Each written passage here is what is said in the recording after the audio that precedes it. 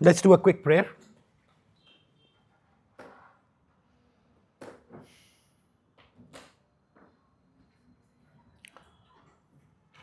Om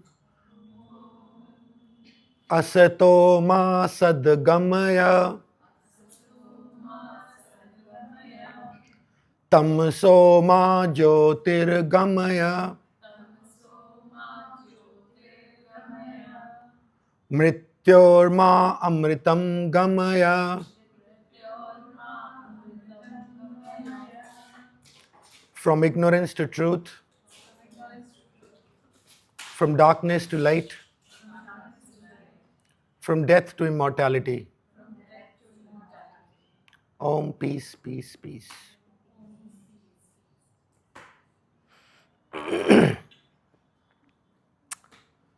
So, from our eternal calendar, January 2nd, Swami Vivekananda says, very aptly, which is the spirit of Bhagavad Gita, stick to truth and we shall succeed. Maybe slowly, but surely. So slowly and surely is the path of Bhagavad Gita. No shortcuts here.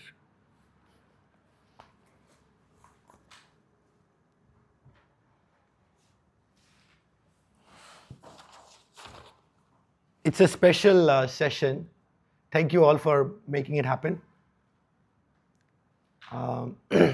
Harpreet, wonderful kids, all of you. Some of you been coming to all sessions. Some new faces today, but thank you for coming. This is our last session, the 10th session. It's been a marathon, back to back, every day. And you guys keep me honest, hardworking. On our WhatsApp group today, I shared about 45 pages of a document, which is hopefully very soon, few weeks, I'll turn it into a short handbook, and I'll share it with whoever is interested. So today is the summary of the entire Bhagavad Gita. A really ambitious task, and I hope I'm up to it. I'll start with what Krishna says towards the end in Bhagavad Gita chapter 18, which is the last chapter. I'll first congratulate myself. He says, those who teach this to others, they do the biggest service to me. And then he has a special word for people who come and listen to this also. He says they get all the credit. So, thank you. So, we start with session 1. So, the Song of Seven Dolls. So, Bhagavad Gita, as we said, we started off with, it is a text of self-inquiry. Who am I? Kind of when you hear it, cliched question, but that is the question. Who am I? And we said all the questions are derivatives of that only. Purpose, meaning, love, knowledge, this world, God, Atman, Brahman. They're all variants of that question, who am I? And we said Bhagavad Gita is a one-player game. There's no one but you in this world. My Swami says, we think we are humans having a spiritual experience. But we are spiritual beings having a human experience.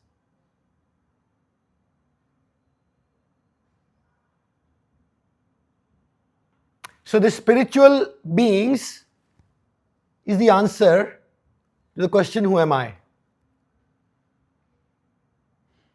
Atman, consciousness, Brahman, existence. That's you. That's you that's playing out in all these bodies. So, I said, in my framing, these 4 dolls, and I'll introduce them shortly, are what I call Song of Psychology. This is a psychology part of Bhagavad Gita, and we spend a lot of time here. And these 3 dolls, I said, these are the Song of Philosophy.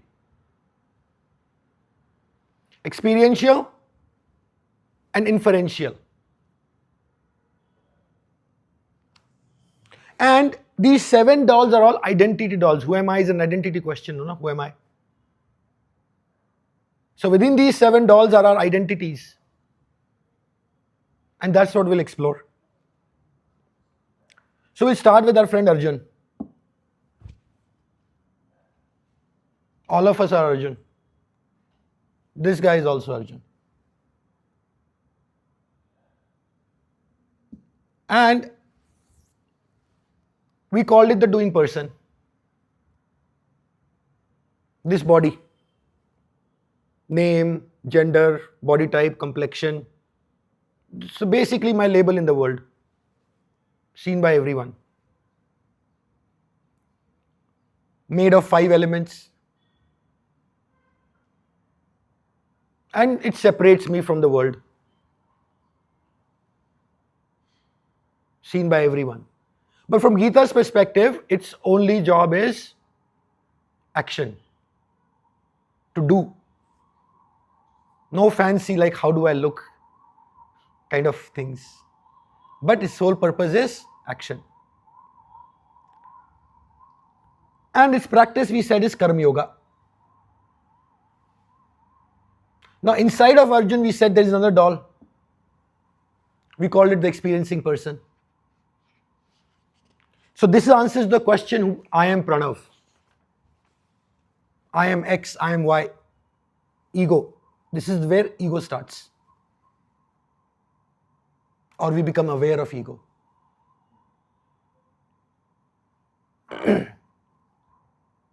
And it's made up of thoughts, feelings, emotions. Always changing. Dualities. And in terms of manifestation, this person, experiencing person, is sitting inside this doing person, seen only to me and no one else. While this doing person is seen by everyone, this is only seen by me, my inner world. And from Gita's perspective, when we said dualities, these are the 2 faces, happy and sad. Good and bad, pleasure, pain. And then this is where the locus of, from Gita's perspective, is dhyana, mind. And bhakti, love. All within this little Arjun.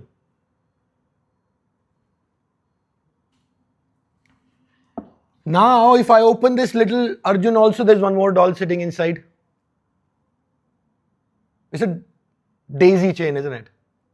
Go Alice in Wonderland here. This is what we call the soul person. Jivatman, individualized self.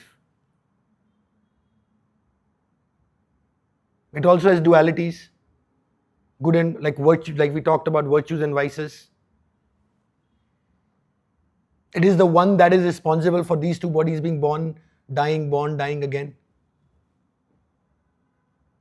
It is the locus of karma. Which karma? The consequence. So this one is doing karma action. This one is karma consequence. Action has 2 parts to it, action and consequence. And this is what we said is karam bandhan in Gita's language. Bondage to our samskaras. And this is also home of ajnana or jnana. Ignorance of who am I which causes desires to come.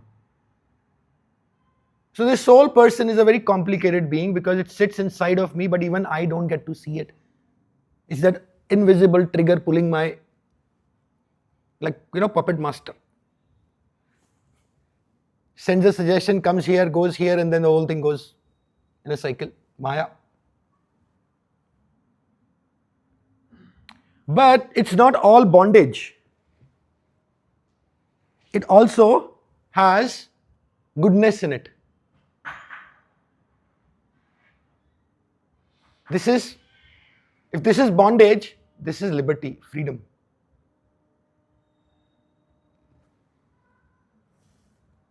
The soul person. What is beyond this soul person? Atman, consciousness, Chitta, the one, the non-dual. While there are dualities in these three bodies, this one here, its symbol is Om, has no duality. It is that one that is appearing through all of these bodies. It's called the light of lights. It is the real answer to who am I? Consciousness, Atman. So this was our friend Arjun.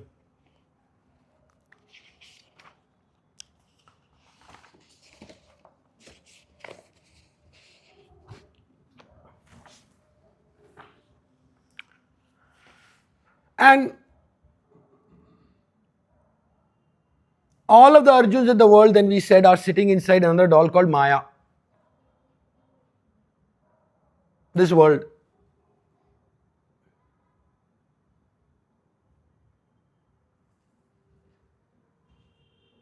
And here, in the session on Maya, we talked about the tree of life.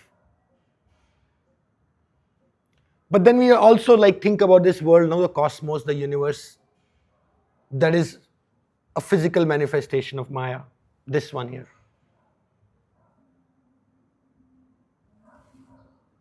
And then Krishna also calls it the society, friends, relationship, job also is Maya. Anyone that's not me, from my perspective, it is Maya. Swami Vivekananda calls it the machine.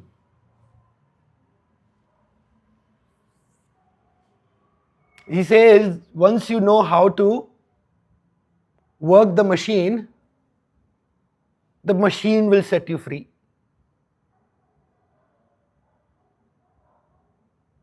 So the goal is to learn how this machine works, and one way it works is through karma. In this realm of space, time and karma. We have touched upon it here and there in each of our sessions, but that's what this space and time is our life. Karma is the seen and the unseen. Action and effect. Then we said the Maya is sitting inside of another doll called Krishna, the God person. And there is a whole character arc for Krishna in Bhagavad Gita. Starts as friend of Arjun, becomes his charioteer, then a teacher, then avatar. He says that I am the avatar, descended to establish dharma. And then he shows Arjun that, God in creation, chapter 11, Vibhuti Yoga, and the creation in God, Vishwarup Darshan Yoga.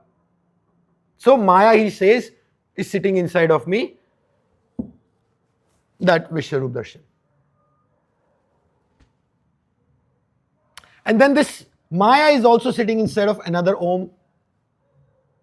This is also Om, Atman consciousness, the being person. And this is also Om, Brahman, existence, Sat, truth, knowledge, the formless, eternal, undying, unborn, beginningless, indescribable, not indescribable, but unthinkable.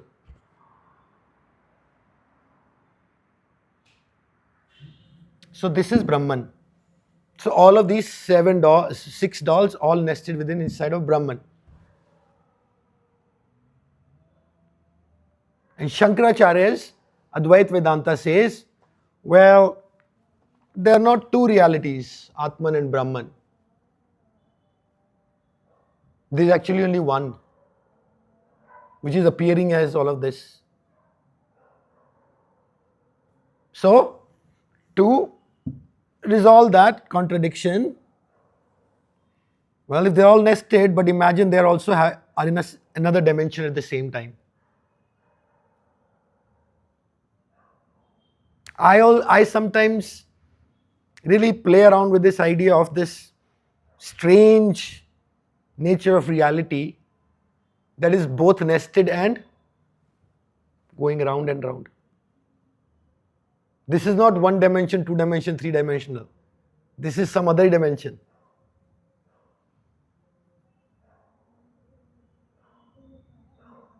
So they come around in this circle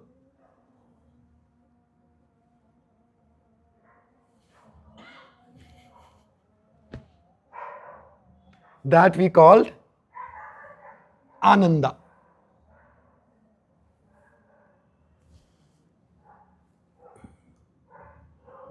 So Sat, Chit, Ananda, all one.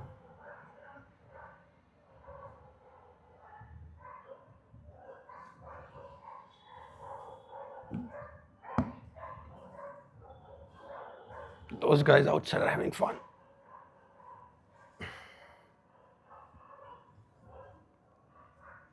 So this was a session 1, Song of 7 Dolls. Bhagavad Gita means Song of God, Gita means song, and this is the Song of 7 Dolls. That was session 1. I have sent you the notes on WhatsApp. There's a lot. I wanted to really share as much as I could. So you can, if you're so inclined, you can follow along. But I'll be doing a more formal handbook at some point soon. Okay, let's talk about the Song of Psychology now. Let me just put these 3 philosophy dolls away. And we will work with the psychology dolls.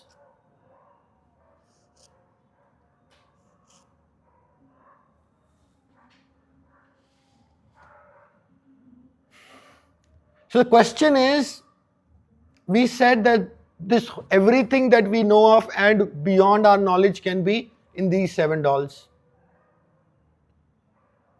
Now we'll take Arjun's perspective, this guy's perspective. The question that comes is, what are these dolls made up of? So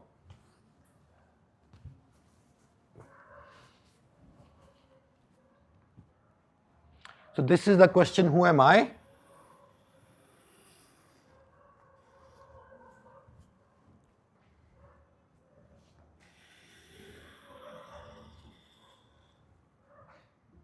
And we used this example of this monkey who has this battery in him, who has this physical form factor, plastic in this case. And once this battery goes into this monkey, it starts doing things.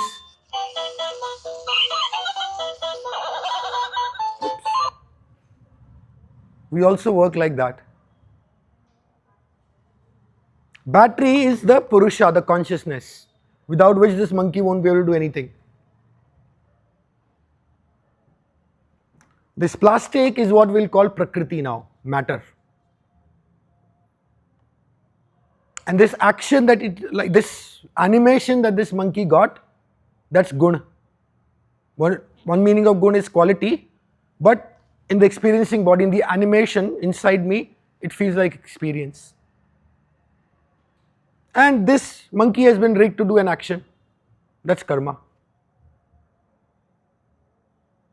So, Purusha gives consciousness to matter, animation happens in forms of guna, and then karma follows. So, using that as our analogy, we just talked about Atman, now Purusha, consciousness. Now let's talk about Prakriti, matter. So, we said, what are these dolls made up of? So, first thing, these dolls are made up of two things, consciousness and matter. Consciousness, this consciousness is not made, it just is given in this game. It just is. As I was saying, it's beginningless, unborn, eternal. So consciousness is just given in this game to us, and then matter comes along. This body, the doing person, is made up of 5 elements: space, air, fire, water, earth. All of us.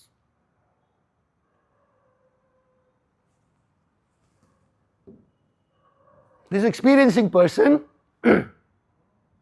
is made up of, let's just imagine inside of us, senses, mind, thoughts, intellect, memory, and ego. Ego is that idea, I am X. Other than ego, all of these have dualities in them. So here senses, in control or not in control, duality. Mind, focused or scattered, extreme dualities. Intellect, right or wrong, duality.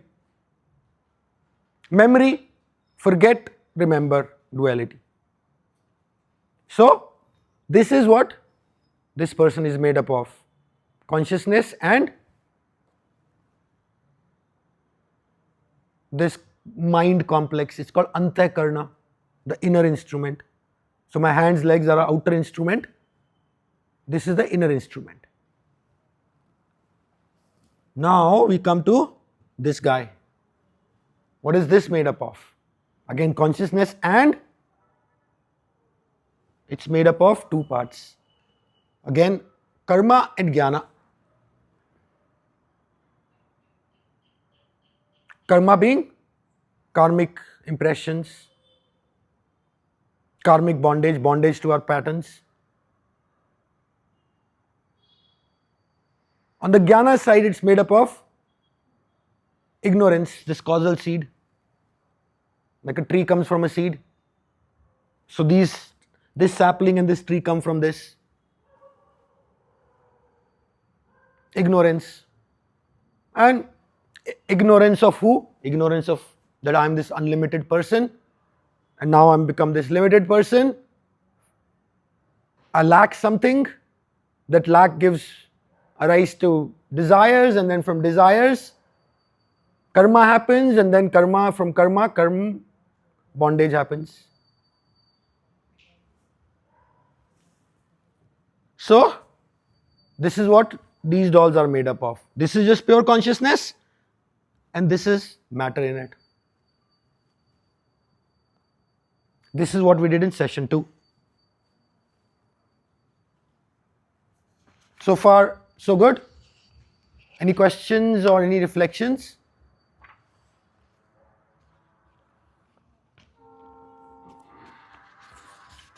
There's a lot of material I've given to you. I'm not going to go through it. The verses and all, we've gone through it a few times, so we'll just kind of leave it there. I want to make this important distinction between where the Vedantic Upanishadic view is and where modern science is. Modern science says matter comes first. Whatever this stuff that's in our brain, chemicals and neurons and energy that is going on, that somehow gives us consciousness. What they are talking about is not consciousness that Vedanta is talking about. They're talking about conscious mind, awareness. What Vedanta says is consciousness comes first, matter comes second. So the conscious mind is not consciousness. Very two different things. The conscious mind changes all the time. Happy, sad. Consciousness never changes. Important distinction. A lot of times, people of science, I feel I have that hard time trying to have that discussion. So, once consciousness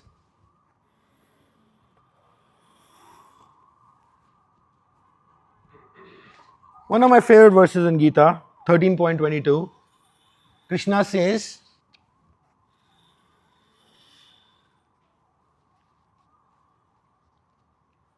consciousness sits in the matter.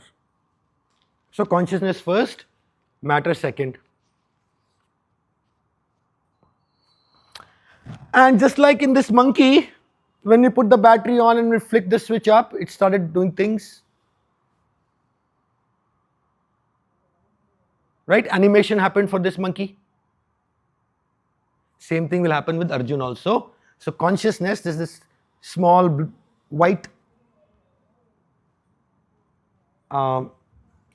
spot here, and that is first Jivatman, experiencing person, and then the doing person. So imagine these four dolls within each other. There's a top view of them. The doing person, experiencing person, the soul person, and then pure consciousness.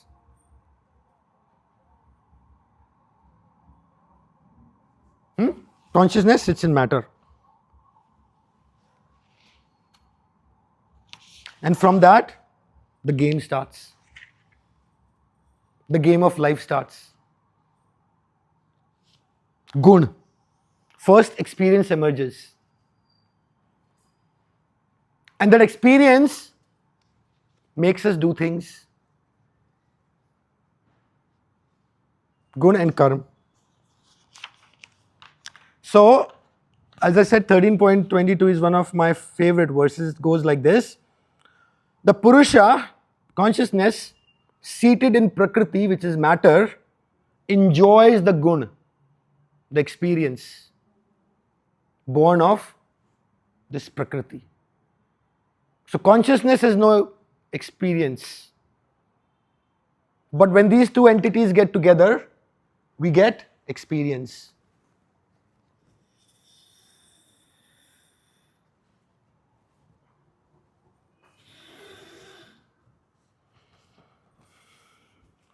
And he says this attachment to experiences,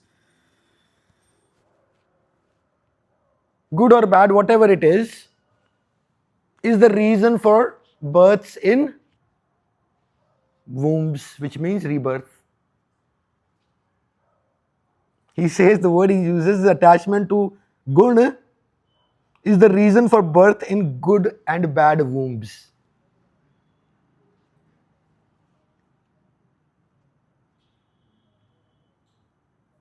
So whatever is the quality of our experience, that will basically, in this theory of rebirth, will result into us being reborn in good or bad wombs. Not my words. And then he says this gun is a very interesting thing, because he says there is no one in this world and also the gods in the heaven that are free of these guns. Everybody has these qualities, experience in them. And then we talked about the gun being three types: Sattva, Rajas and Tamas. Sattva being what's wholesome, Rajas is what's being action driven, Tamas is what's ignorance and darkness, what that brings ignorance. I mean, if you look at our experience, it's always changing. Sometimes we feel elevated, sattva. Sometimes we feel restless, wanting to do things, rajas. Sometimes we can't even seem to get up, move about, tamas. And this sattva, rajas, tamas is basically in all of these three bodies. This one is no good. This is experience-less consciousness. But these three other bodies have experience, which we are showing in these gear wheels as white, red and black.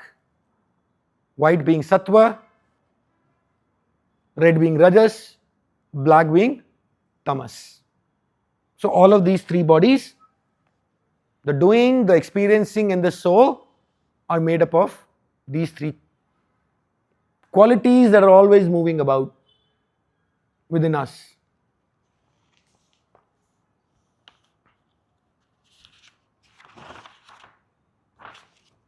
And then he says, the gunas cause karma. I've said that few times. So this is the karmic wheel, guna and karma. What happens? This soul person, this guy here, desires or whatever it is,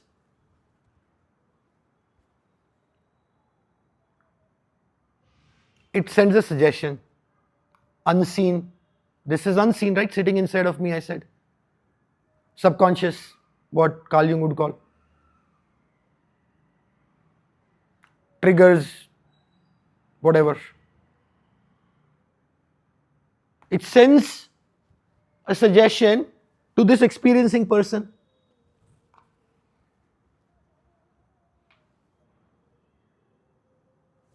This, again, the iconology is the same here. Yeah, you're seeing, right? These gears, we just split them out. So this is the soul person, this is the experiencing person, and this is the doing person. Same iconography we're using here and there.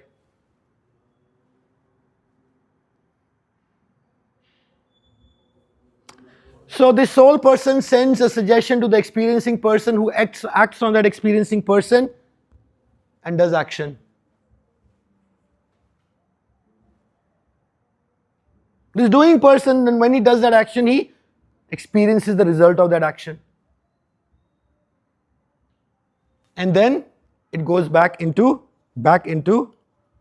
our friend, the soul person, which again sends the suggestion to the experiencing person, goes back in the doing person, and the whole cycle keeps on going.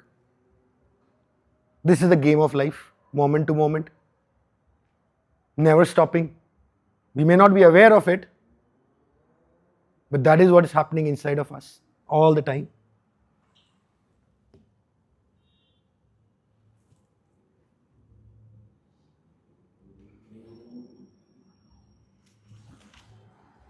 And sometimes this karmic wheel rotates in a direction that is good for us. We call it punya or merit. Sometimes it goes in the opposite direction. We call it sin or pap. Sometimes these gears are stuck between this and that. That is rajas. But the important thing is, all these three bodies have an experience that travels back and forth all the time. They're always talking, these dolls, to each other. On repeat, never stopping. Now, what are we making with this karmic wheel? What are the implications?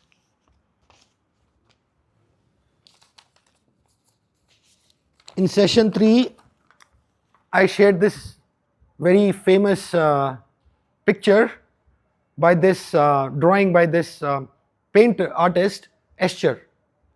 Some of you have seen it. But what is happening here? A hand drawing another hand. You don't know which hand is drawing which hand here.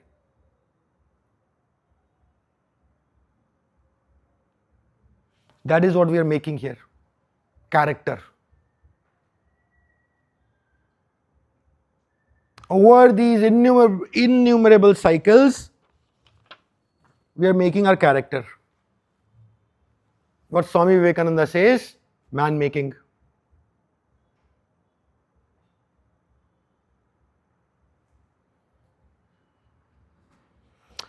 And then, let me read some verses actually.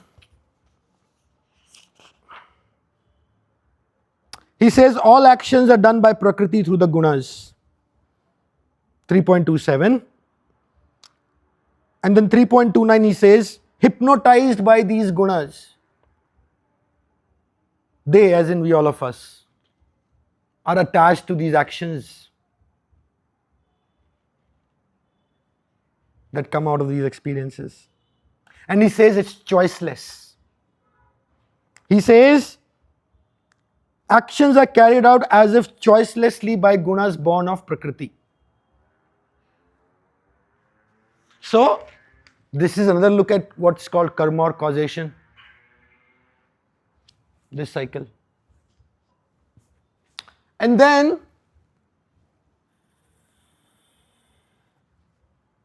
over time,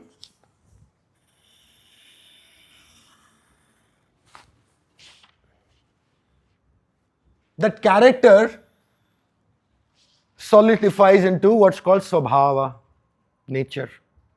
This is the fourth meaning of Prakriti. First meaning was matter, which we saw in that chart over there. Second meaning was personality. When Purusha and Prakriti come together, we suddenly get life. And each of those three bodies, based on their particular composition of matter, a personality emerges. We all have unique personalities, not only of the doing person, but of the experiencing person and of the soul person. Third meaning of Prakriti was character. Fourth meaning of Prakriti is nature or swabhav. Those who are familiar with Hindi, they would know this word swabhav. But this is character solidified in a way that naturally proceeds forth. And the three kinds of people he says in this world: the wise, the seeker, and the fools. The wise are the enlightened ones. The seekers are all of us here. And the fools who are not done or who don't do the self-introspection or who have a wrong worldview of what this whole game is, they are fools. The two particular examples of wise people that are very popular, one is Sthit Pragya, the one of steady wisdom. And the second one is called Gunatit, the one who's beyond the experience. Just giving you some framing there.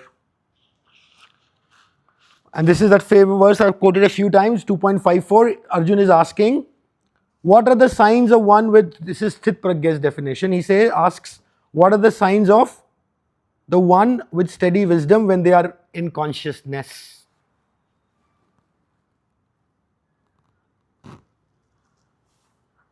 How do they talk? How do they sit? How do they walk?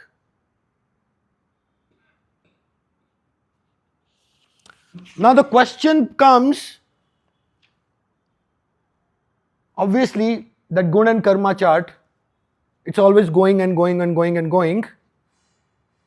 Question becomes, do we have free will? Do we have control over what we do? There's a very popular psychology question, no? Like, do we have free will or not? Krishna says, no, you don't have free will. The only will you have is an intentional will to turn the automatic rotation of this karmic wheel. That's the practices of yoga. If we are not intentional, that karmic wheel will go in whichever way it needs, it's programmed for, like this monkey is.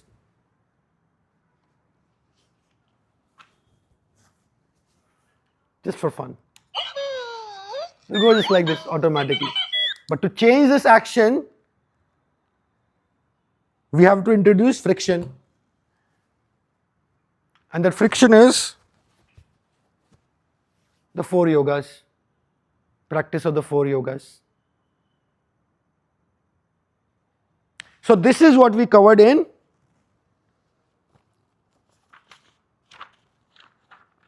up until session 4.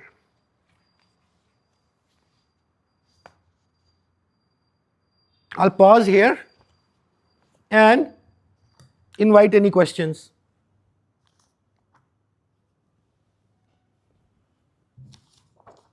By the way, on the Swabhav, and when I said free will, this is a verse that I really like. He says, even the wise act according to their nature. All beings follow their nature. How can it be suppressed? Which is the question of free will only, no?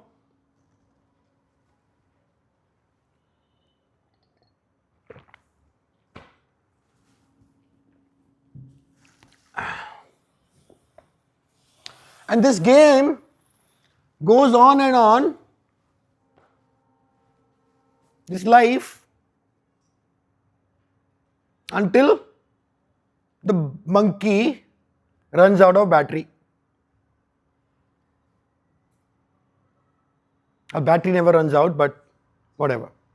Like the consciousness never runs out. And then we go. But then we don't go anywhere, we come back. A different mind, different body. Same soul, like that famous verse. Birth and death is just a game of a soul changing clothes. Like a soul changes old clothes and takes on new clothes. That is the game that is being played here. The soul cycle is what we are saying. We're born, we mature, we grow, teens, mature, get old, then we go back. But we are back again.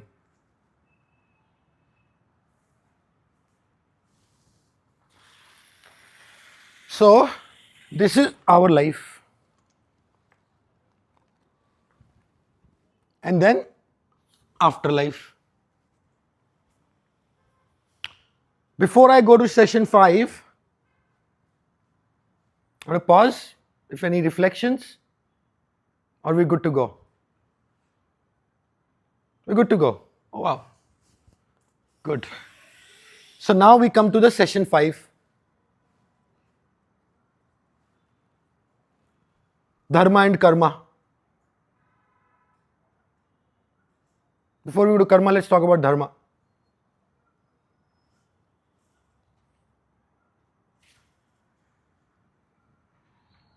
There are many meanings of dharma that we discussed. And it's used in 3 different ways. Dharma, the universal dharma or the Sanatan dharma. The dharma of the society. And third one is dharma of the individual. Sanatan dharma is what, so dharma, the word means what holds together. Not following the dharma breaks things apart. Like gravity, for example. That is the dharma of that cosmos. And it's eternal, he says, Sanatan dharma. And the root word, a lot of you might have heard that. Hinduism is called Sanatan dharma. Dharma actually came from the Vedic, it's a newer development of the word Vedic word Ritam in Rig Veda, which meant like how to order things, the nature of things. So seasons, there is a different cycle there. Sunrises, sunsets, natural cycle, flow of things here. So that is the eternal dharma. And back in those days, people used to pray to the gods outside. Yagya, they used to call it Yagya, acts of whatever rituals and sacrifices to just make sure this eternal dharma is maintained. And so Krishna says, declares himself as the holder of the eternal dharma. He says,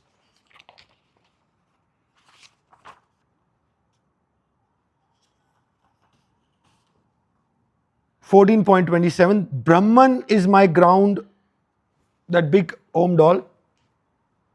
He says, that is my ground of the immortal, the imperishable, of the eternal dharma, of peace and of absolute. In fact, dharma is such an important concept in Indic philosophy. Bhagavad Gita actually starts with the word dharma. First word is dharma. Dharam kshetre kurukshetre. Samveta yutsavaha. Mamaka pandavascha ev kim kurvat sanjaya. On the field of dharma, which is this life, this world, Dharam kshetre, the Kurukshetra in this case can be meant as this body, the kshetra of Kuru, not the town Kurukshetra also, but also this body, the body that does things, like these three bodies, that's Kurukshetra for us. What did we do on this Dharam kshetra and Kurukshetra is the very first verse, if we can reinterpret in that way.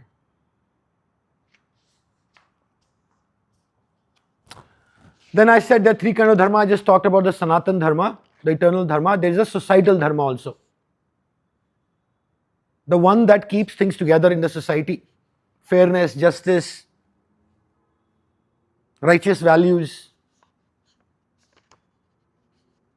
And then he says that famous Yada Yada hi dharmasya glanir bhavati bharata. He says, whenever the societal order is disintegrating, I come back again and again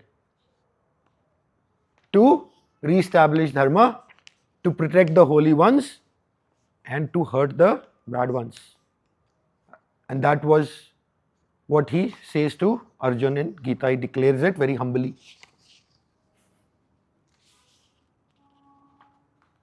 Now we come to the main thing about dharma from Gita's perspective, the individual dharma. Because it's a one-player game,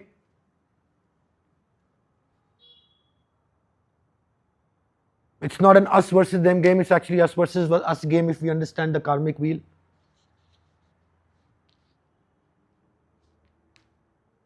So what is this individual dharma?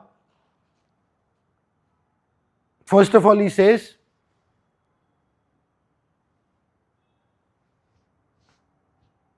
that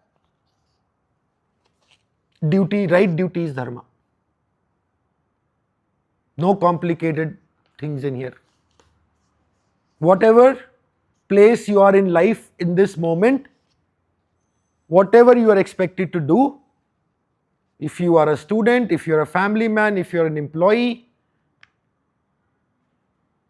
if you are a son, daughter, a friend, a member of the society, whatever is your dharma, your duty, is the first thing he says. Duty and dharma. And then he says, we have to align our swadharma with, our own dharma with our swabhava. That one over there, our nature over there.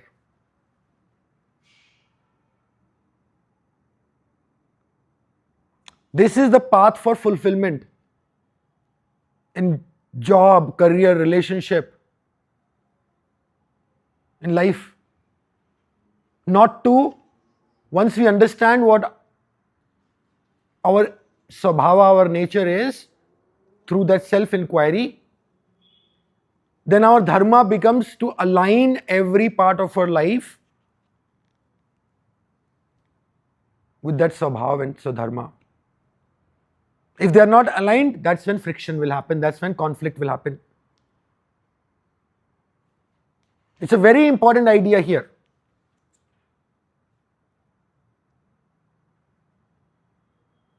So when we go looking for a partner, when we go looking for a job, when we go looking for friends, that would be a really good yardstick to have. And then he cautions. And he says, better to follow your own dharma, even if you don't do it perfectly, than to follow someone else's dharma, even if you feel it's great.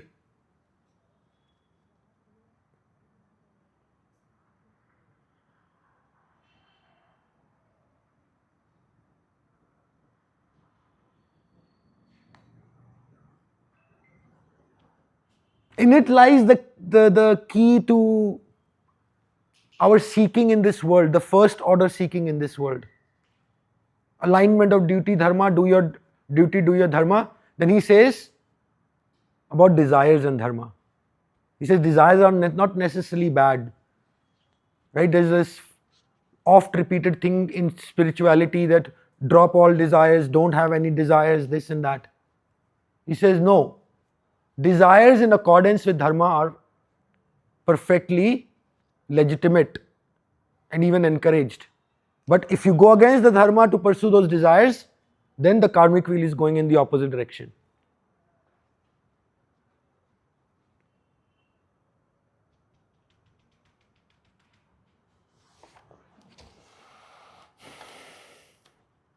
And then finally on dharma he says, why dharma? So there is this sort of like transactional part of dharma to operate in this world.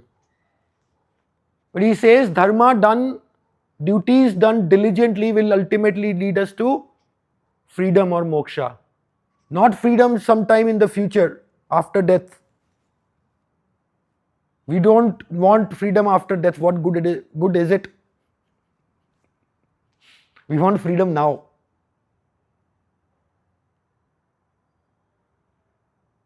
The monkey wants freedom now. It's tired of running in circles. My Swami says the journey from monkey to monk.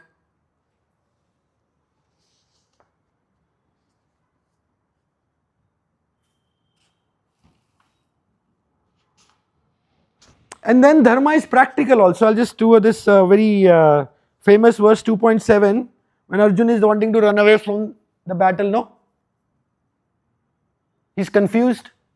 He gives all kinds of good excuses not to fight the war. He says, we'll kill people, look at what will happen to these people and their families and then society, and it's not good, Krishna. What have we gotten ourselves into? Then he says, finally he confesses, 2.7, he says, fear, I'm besieged by it, I'm disoriented, I ask you what my dharma is, I don't know. To fight or not fight? He says, tell me clearly what is preferable, I'm your student, teach me, I come to you. He's confused about his dharma, he says, I come to you, please teach me. And then Krishna is Krishna. He says, there is no running away here. He says, uphold your dharma. Why? He says, see this war as your dharma, your duty, and do not waver. A warrior knows no higher honor than to fight a virtuous war. Stay, fight. It's your duty. War is taken as an extreme example, but if we understand that war to be reflective of our day-to-day life, that's what he's pointing to, in fact, not the war on the battle of Mahabharata. And then he says it's a win-win situation if you don't run away. Why? If you die, you'll get heaven. If you win, you'll enjoy this kingdom.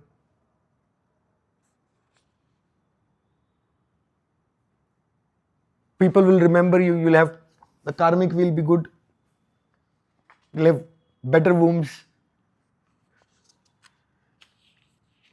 Run away, you'll get bad wombs.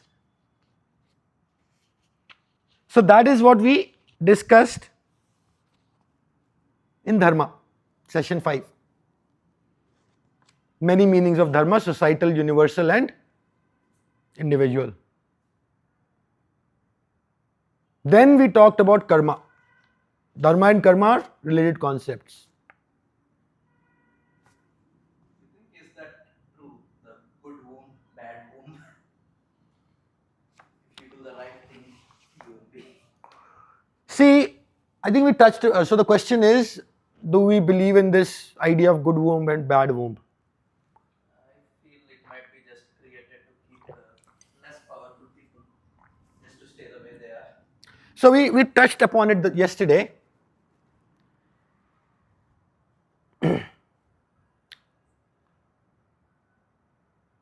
The way Hinduism understands karma, or not only Hinduism, but all Indic religions, we said that karma is the foundation of understanding how we work and how the world works.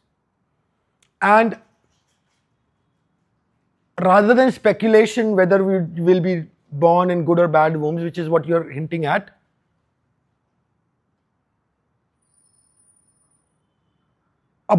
a more experiential way to understand karma is within ourselves, because as we saw, it's more experiential in nature. Then we are extrapolating it out. Yes, there is that idea of philosophy and maybe you can say belief in that idea of birth and rebirth. There are few ways I can answer your question, like, for example, my two daughters born from the same mother,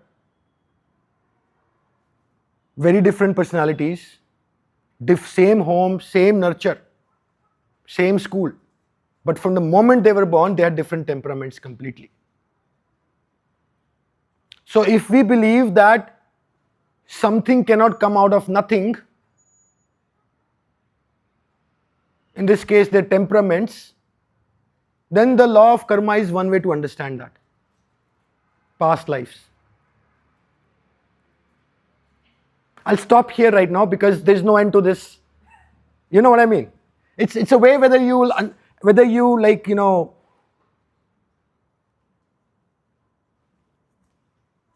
I mean, there's just going to be like argument about it. There's no answer to it, but that's what the Indic foundation says. But instead of believing that, I would say, let's put that aside and understand this karmic wheel. That's karma only. We do good, we'll get good. Do bad, we'll get bad. Swami Vivekananda says, good, good, bad, bad, none escapes the law.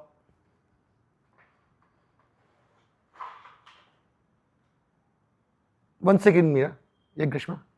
My question is on dharma. So you said Arjun was a warrior and he had to do his dharma. So in my real life, how do I understand my dharma? Like, who am I? I'm always confused with my duties. So how to actually dissect that? Like, if I started my job but I did not like it, so should I continue in the situation that this is my war and I have to anyways do it? So, See, that's such a good question, right? The confusion about dharma. We'll all have that confusion.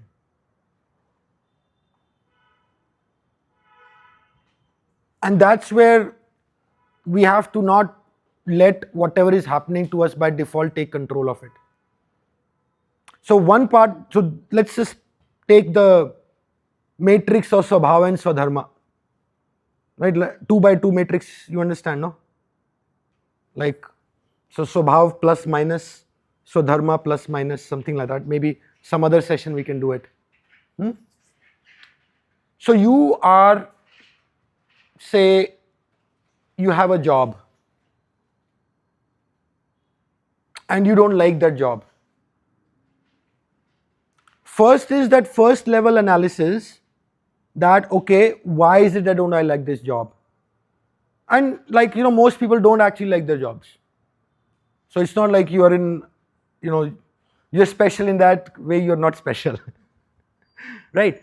But then a lot of times, as part of, like, it's easy for me to say, oh, quit your job. No, that's not what we will say here. First of all, stay there. Understand why you. So maybe a good introspective thing would be, why did you even get this job? Like, take this job. What was it that motivated you to take this job? Was it money? Was it some sort of validation from other people? Or you were just experimenting? Right? So those questions have to be answered within you. It could just be that the job is like, the role is perfectly fine and the money is good, but maybe the co-workers are not good. Right? So what is it about those co-workers? That is sort of like a thing that we all have to answer for ourselves. But do not run away from that also. Better to do your dharma even imperfectly. But that self-analysis has to be done first. Because if you don't do that self-analysis, you repeat the same mistake in the next job.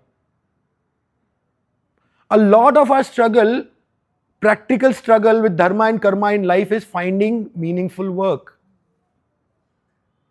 Work that not only pays the bills, but also fulfills us. And sometimes it can be a lifelong struggle.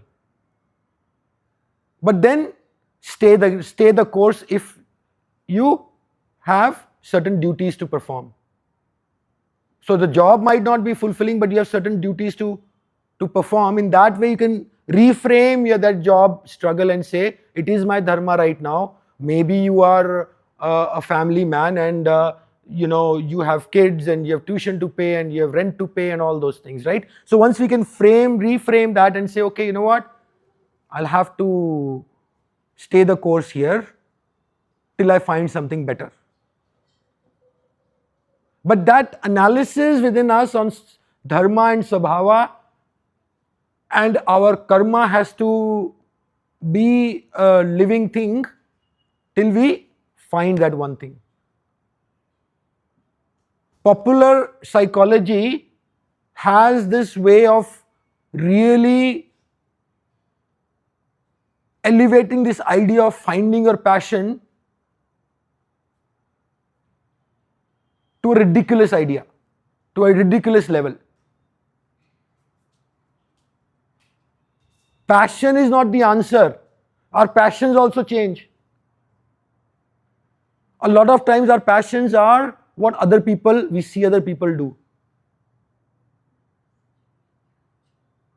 In fact, Krishna says dispassion is the answer. Like Vairagya we talked about. We'll come to that later. Right? So that's why the Gita's world is so opposite, right, from what we are trained by the world.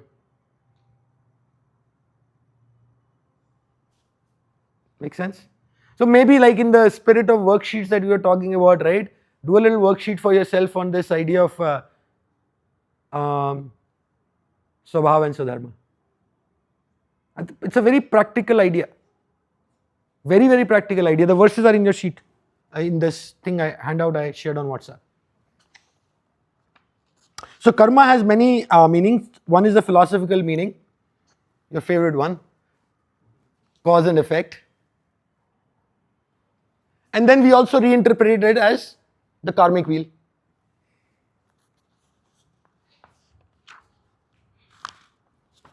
There is also another third meaning of karma, credit or debit, transactional world. Why we do things in the world, why we do job is for money, for example. The karma is money also. What is our balance, relationship balance or financial balance or whatever. So that's the third meaning of karma. And Krishna says, that is why gods are worshipped in this world. So when you worship them, you get karmic credit. But he comes down heavily on that idea.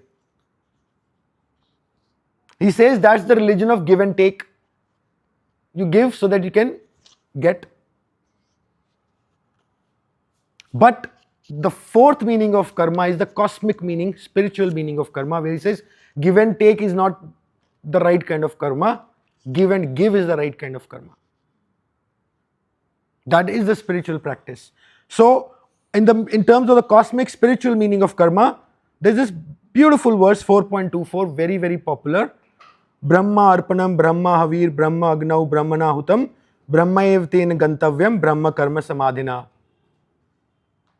He says, he imagines this cosmic yajna, where we see Brahman in all actions. So he imagines the yajna as Brahman, the fire as Brahman, the ghee as Brahman, the person doing the yajna as Brahman. All of that he says is Brahman because it's all one, Advaita.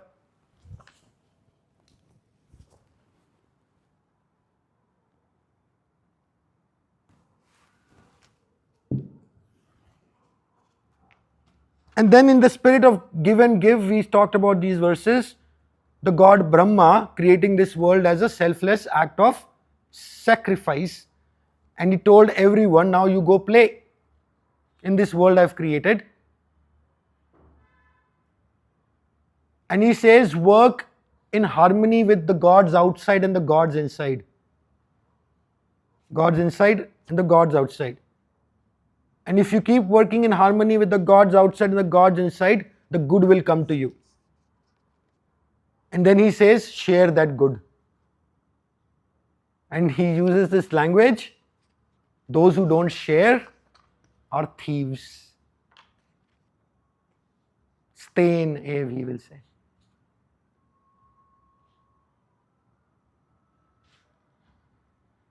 To get out of this wheel, give and give.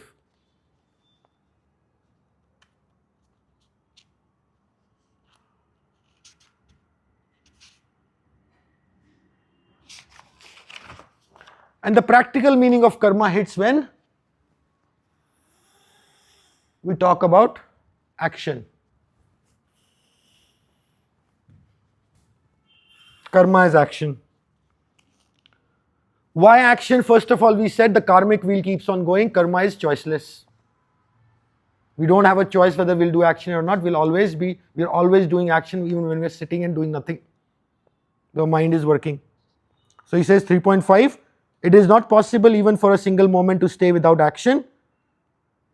Then he says, but the problem is, just like dharma is a problem to dissect, he says action is a problem to dissect also. What is action? What is inaction? He says even the wise are mystified about it. And he says, know the right action, know the wrong action, know also inaction. The way of action is profound. Just like we are uncertain about dharma, we can be uncertain about what is the right action to do. And a lot of times it is all about doing, figuring it out, making mistakes, trying again. But the trying again will only happen if you are intentional.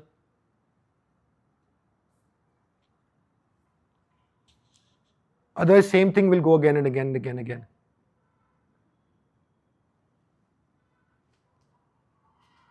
So the right action, he says, is the one that fulfills duty. The wrong action is the immoral action against dharma, and the inaction is not doing your duty, sitting down, negligence, abandonment.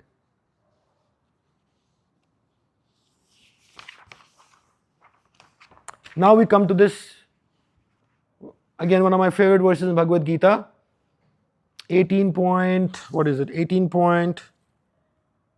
to 18.16. Last chapter. He starts giving a lot of secrets out in the last chapter. So if you persevere and get to the end, the thing starts making sense. So he says there are 5 factors of any action. This is the action wheel. There is the doer. First part of any action is the karta, the doer, in this case. So we are now talking about this person here. Put these dolls back. The doing person. The doing person is doing what? Action. So he says there are 5 parts to any action. One is the doer. Second is the particular act being done. Third, another particular act that being done is to give, charity, dana. Then the means of an action, the tapas, how we do that action in Gita's terms, body, speech and mind. These are the means of doing action. And the 5th factor, he says, is will. Nishchay, resolve, when things become hard. Especially when our goal is big.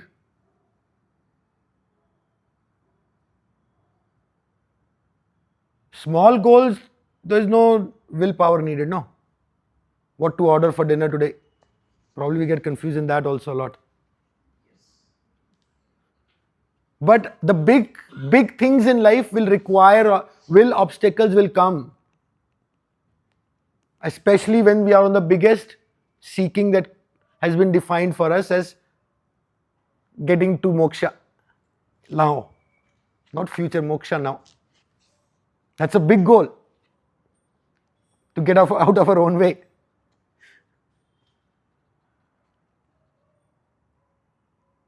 So, these are the 5 parts to any action, but he says there is a 6th unknown one, Daivam. The unknown. These 5 I control. I am the doer. I decide what I want to do. I decide how I want to use my body, speech and mind. I decide how much will I want to exercise. But the final output is still not in my hands. Was I lucky? Was I not lucky? Did I meet the right people? Not the right people? Circumstances, whatever it is, that's the unknown. But if we get attached to the fact that we are the only ones doing, then that's the recipe for trouble. And the output of these 5 components of action is tyaga. How much holding on to that outcome we are doing. He said, don't hold the outcome like this. Expectations, attachments to the outcome. Hold it like this. If you hold it like this, success comes, you are fine. Failure comes, you are still fine. This karmic body doesn't feel the impact.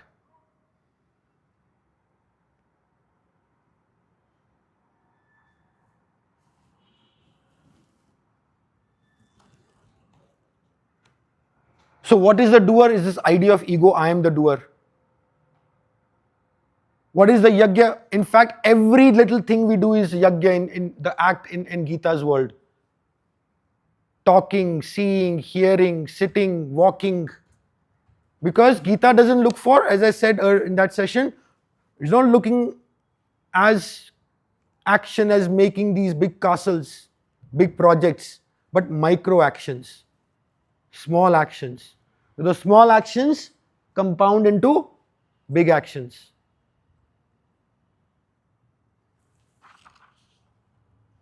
And then this idea of tapas, how we use our body. He says cleanliness, simple nature, practicing non-violence is the tapas of the body.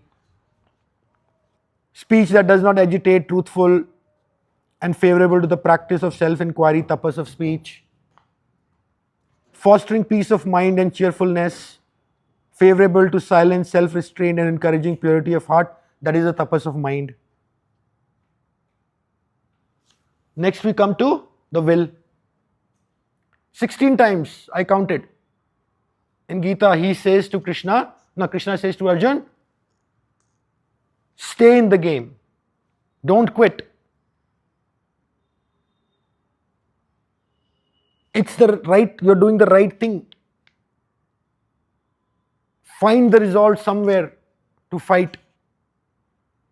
When the going gets tough, the tough gets going. Something like that. Huh? Yeah. Okay. And then he says, be balanced in happiness, in sorrow, in gain and in loss, in victory and in defeat. Now fight with all your intent. So that's the tyaga part. Be balanced, whatever happens. And be resolveful. So tyaga is basically this idea. This is the highest practice of karma yoga. Tyaga. So I would really want you to remember, if possible, it's in your handbook. Tyaga. Letting go of expectations, results, fruits, what it is called. in Gita language, karam phal. And then, as I said, we are machines only, monkeys only, pretending that we are somebody more sophisticated than monkeys. So this doing person also has gun in it, which are these wheels that we have shown. All are these three bodies are interconnected with each other. They're not separate. So each of these factors has a gun associated with it. What is Rajasic action? What is Rajasic act? What is Sattvic will? What is Tamasic discipline? So on and so forth. It's in 18th chapter. It's in your handbook. Feel free to go through it. Karma Yoga now. I say Karma Yoga is ordinary action, not like big actions, changing the world kind of actions. No. Ordinary actions done extraordinarily. And what does extraordinarily mean in here? The famous verse, Karmanevadikaraste ma phaleshu kadachana.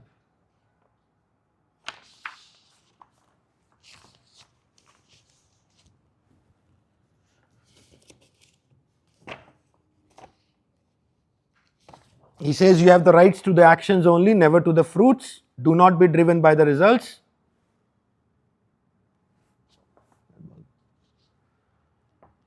Do not be driven by the results. Do not be drawn to inaction also. So that's what it is. And then there are other practices. Letting go of actions is results is one practice, but having the sense of non-doership is a very important part of Karma Yoga. I do nothing. Sounds fancy, but it's his way of saying don't have that sense of ego in any action. Because if we have sense of ego, the more attached we will be to that action. And this is one of my favorite verses also. He says, yoga is skill in action. Karma Yoga is skill in action. Skill and discipline in action. Now,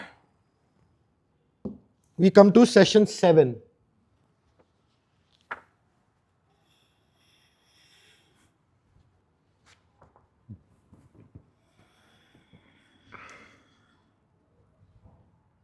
Dhyana and Bhakti. The experiencing person.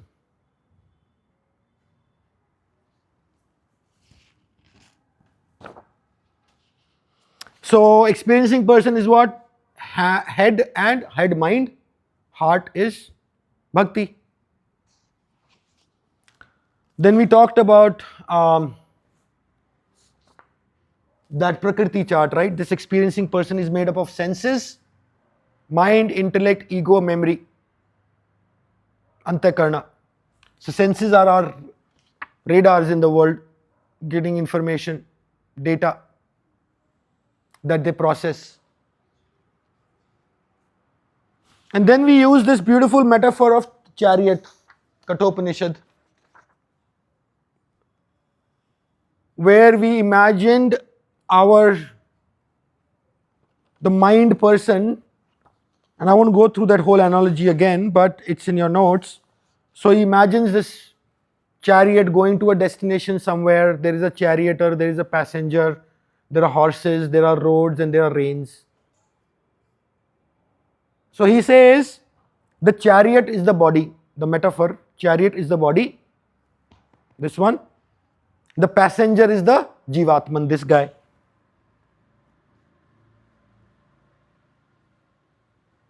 This guy sitting in the back. The charioteer is the intellect. The reins are the mind. The senses are the horses. The roads that the chariot is going on are the objects of this world, going through Maya, basically. And the destination is moksha. But again, it applies to any goal we might have in life. Going to gym and building a six-pack, to getting the job we want, to really getting expertise in our chosen field of work. They are all goals. And the same formula will apply. Senses have to be controlled. Senses are controlled, mind will be controlled. When mind is controlled, intellect can have its voice. And when intellect has its voice, then the horses will run smoothly, the chariot will run smoothly on the roads to wherever the goal is. Kathopanishad. So this is how the Antakarna system works. With this metaphor, Dhyana system works. So we talked about senses. And it's hard because we're going, there's a hierarchy involved here. Senses, mind, intellect, Jivatman, from here to here. We're going from something that is barely we can perceive to something that's more and more and more and more subtle. So it's like we're working with unseen things here. Before intellect can be trained and channeled, the mind has to be focused. Before the mind has to be focused, the senses have to be trained. Shreyas and Preyas we talked about. Desirable. What is desirable for us, what is good for us, and what is pleasurable for us. Most often times we chase what is pleasurable. And that can very easily distract us from the goal. So 5 senses we talked about. And then there's this idea, no, senses are always going around in the world, and he says, when the senses go around in the world, that's when we get experience, and he says, the experiences are transient, tolerate them. Let them come and go. Don't be attached to them.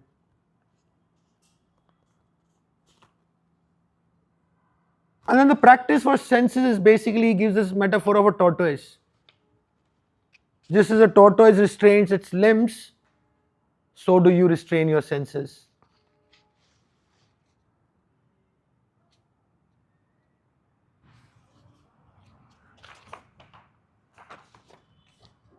So first was the senses. Second was mind. Let me just point us to this chart here. It will make more sense here. So these are the senses, the green one here. The mind is the blue one here, focused. This is the intellect then, right versus wrong. So he says the mind is your friend or your foe. You get to decide that. He says, lift your mind by the mind, do not, what's the word I'm looking for here? Do not lower yourself by your mind. And he says, the mind is the friend of one who has mastered the mind, but for the unsettled, the mind is the enemy, and like an enemy, the mind behaves.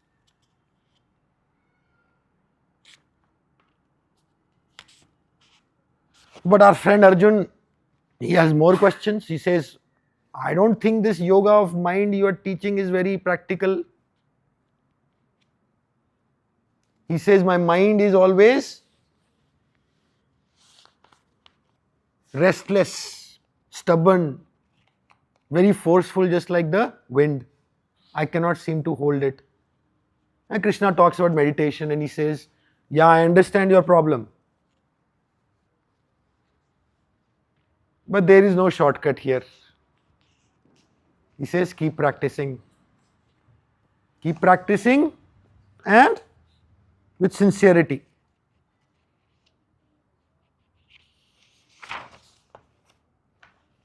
Finally, the intellect. One of my favorite verses, 2.41. He talks about this idea of Vevayas. I cannot say it, I'm just not, it's a tongue twister from me. Vevayas Atmik, I won't say it. He says this idea of a focused intellect. He says the people who do not have the focused intellect, they have many things to chase in the world. Infinite things, he says. But he says whose goal centered, their intellect will be uniquely focused. So that's what he had to say about intellect. And memory, he compares it to the fame, beauty, fine speech, the memory, the firmness, the tolerance, the discrimination of women. Then ego is the last part in this mind complex, which is the idea of I am Pranav. Ego doesn't have duality, it's like in the sense that it's just that constant one thing. Going back in time, like I feel I haven't changed even when I was like, this idea that even as a childhood I can say, oh yeah, I'm the same, like I am Pranav, the same childhood Pranav. Like, don't we have that sense? Isn't it? That's what that is. And then there's a story of mind. I'm coming, the cycle of ruin. He says how this whole complex of senses, mind, intellect, they are memory, they are linked causally. This is 2.62 onwards. He says a man contemplates on objects for experiences. From that an attachment develops. From that attachment a desire comes. From that desire anger is come. From that anger, he says, delusion arises. From the delusion the memory fails. From the memory, when the memory fails, the intellect perishes. When the intellect perishes, he is ruined. I wonder why he's specifically pointing to men. He says about women good things, about men he says cycle of ruin.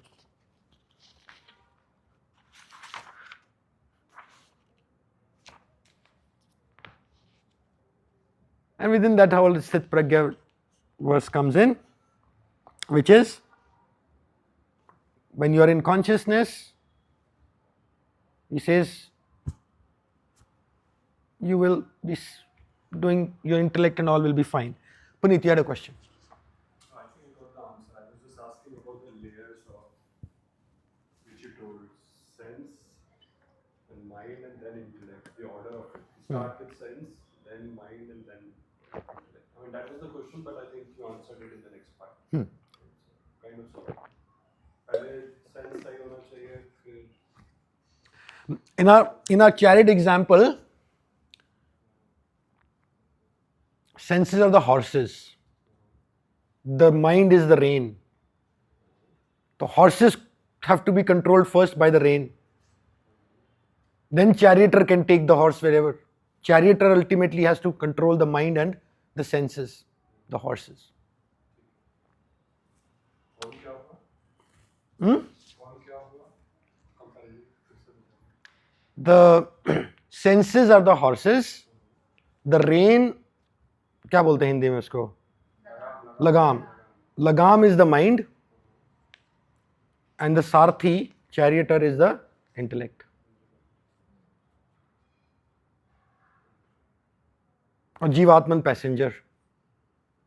Chariot is the body going to a destination along the roads of Maya. School. Which you just said silently. It's from Kathopanishad, I didn't say it. They said it. Okay, session 7, the other part was love, bhakti.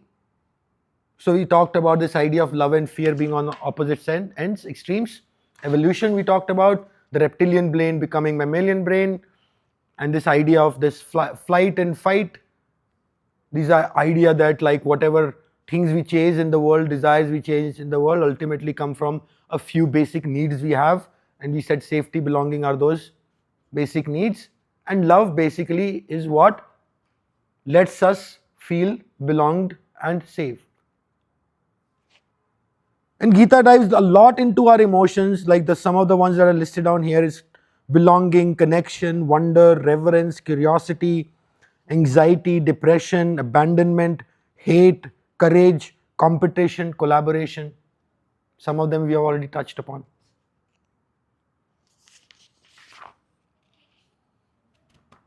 And when it comes to bhakti, there's a special kind of bhakti we're talking about. We're not talking about love for, our job or love for our family and kids. We're talking about love of God here, because things change. And we have said God is one thing that we have said, okay, omnipotent, omniscient, omni.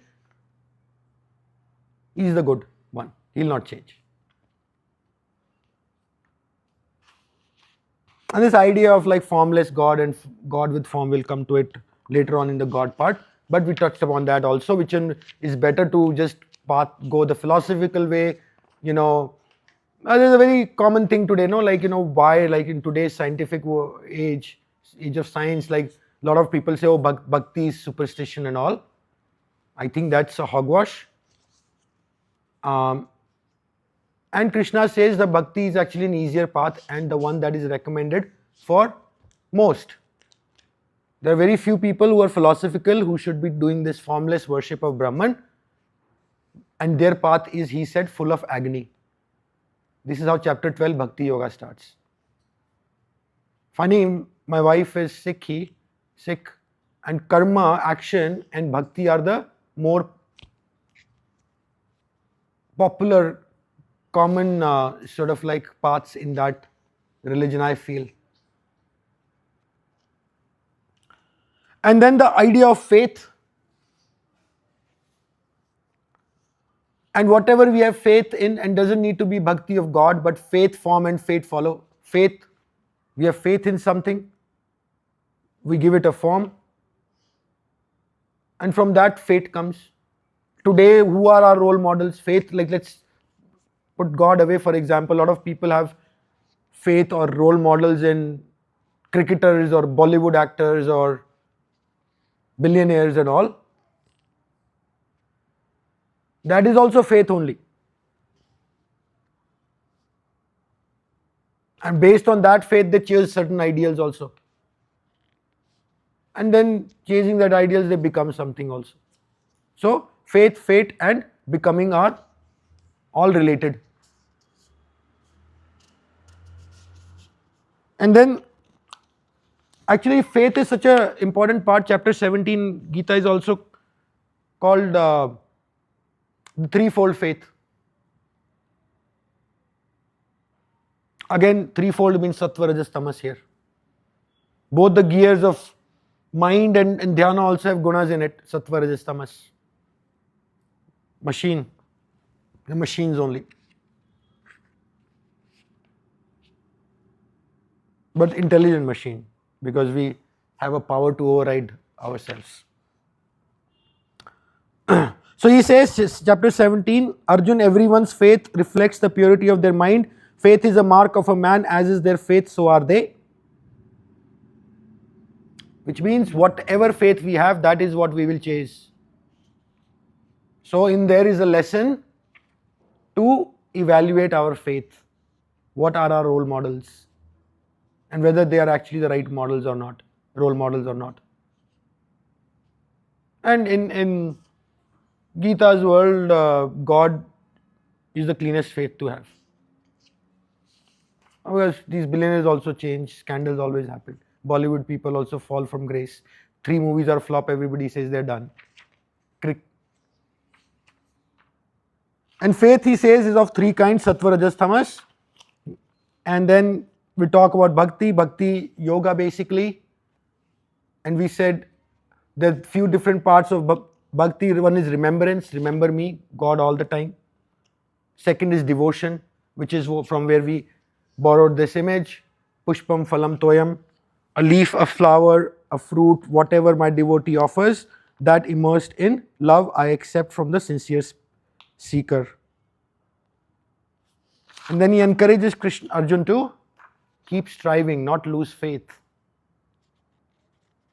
And then chapter 12, Bhakti Yoga, ends with the bhakta, the devotee, who is dear to Krishna. So last 8 verses are on the lover who Krishna loves back. So their quality is given in there. It's in your handbook or whatever this document I shared. Now we come to session 8. Session 8 was this one that we had to rush through.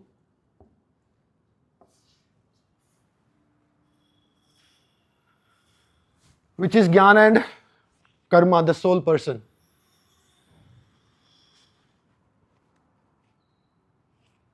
Touched upon it, which is the soul person.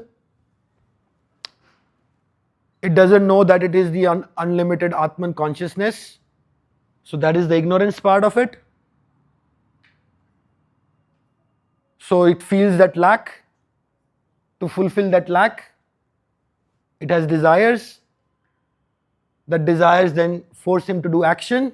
That action leaves karmic impressions. And that karmic impressions leads to karmic bondage. That's the cycle. Same cycle that we've shown here in a different way. But ultimately, the soul person has internalized a certain viewpoint of the world. This is right, this is wrong. This is the belief system that we all walk around in the world with. So that is how the subconscious monkey is trained.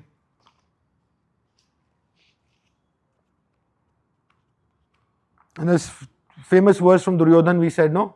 From Mahabharata, Duryodhan says to Krishna, when he goes to them for peace proposal, he says, I know what dharma is, but I do not act according to it.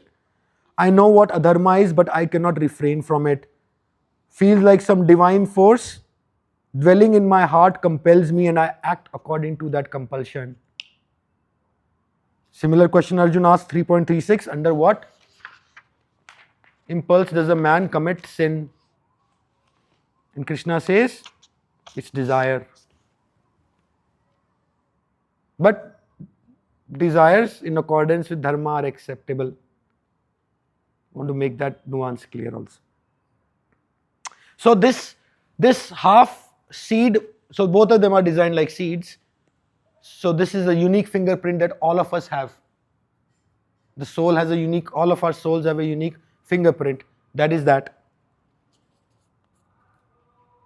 So it's made of these karmic impressions, and then we talked about this idea of saints and sinners. Chapter 16, the 26 good qualities, and then we talked about how the sinners operate. Very easy to read chapter. Highly encourage you to meditate on it a little bit. Understand what are the 26 qualities, what they are meant, and we said most of the 26 qualities are counterproductive to what the world is telling us to do. A lot of unhappiness is coming from doing the opposite of what those 26 qualities are. And then the idea of karmic bondage, and then karmic bondage leading to good and bad wombs. Full circle. Rebirth. And in session 8, the knowledge part of it, which is this part of it, the causal seed from which everything comes in, Ajnana we talked about. And he says 5.15, the ignorance covers the knowledge from which the creatures get deluded. Then we talked about this, the idea of Triputi, the epistemology of knowledge. I won't go into there. The knower, the knowledge, and the means of knowing.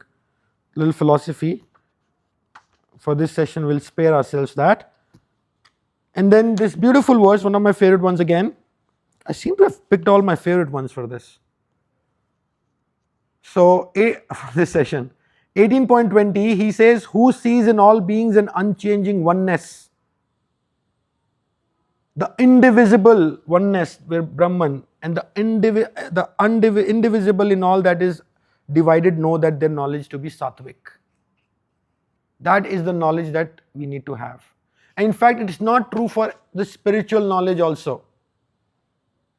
Anything that is our chosen profession in life, we need to see what are the interconnected links between them. That will actually make us the master of that skill that we are pursuing.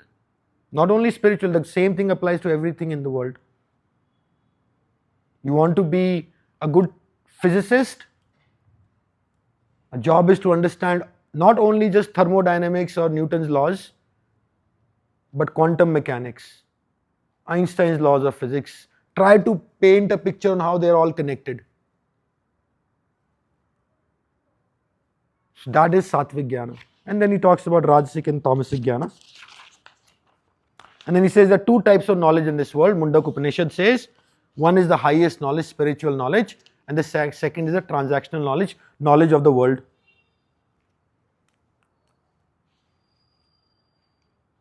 And he calls this knowledge an open secret.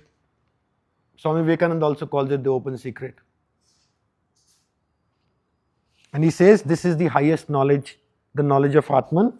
And he says that is my highest home, that Purusha is the supreme Arjun, that is where you need to go. And when that knowledge becomes so internalized in us, a second nature to us, that is realization. Not intellectual, but that is called realization, when we actually see how this whole game is connected. And then finally, Jnana Yoga is the practice for this person. Jnana Yoga being Shravan Manan Nididhyasana, listening, reflecting, and then practicing. Self-inquiry path. And then there is always this conflict between the being doll and the doing doll. No, the path of knowledge and the path of action. What some of you called spiritual bypassing. Why can't I just go to the being doll directly without doing any karma action? Krishna says, no, don't do that. Recipe for disaster. He says you have to still go to these two dolls before you go to that one. 4 times Arjuna asks that question of Krishna. 4 times. Chapter 3.1, 5.1, 6.1, 18.1. First verse of 4 chapters starts off like that. It is such an important question. The path of doing versus path of just running away in the Himalayas and meditating.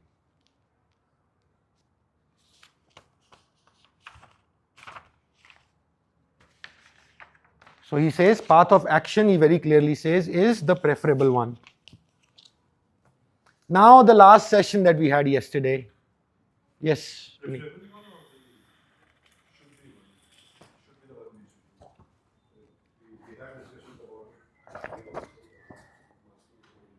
See, that path is for the people who have renounced the world, monks.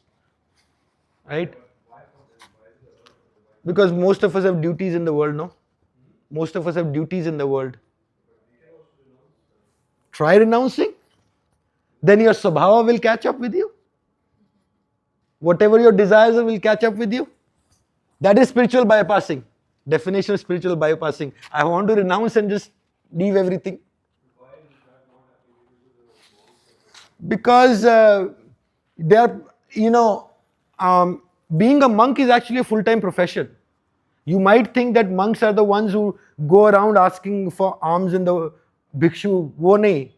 Wo bhi hain. I don't know how many are genuine and all. The monks I know are the hardest working people in the world. Speaking about the genuine ones, why can't we all be monks? That is so that's what I'm saying. So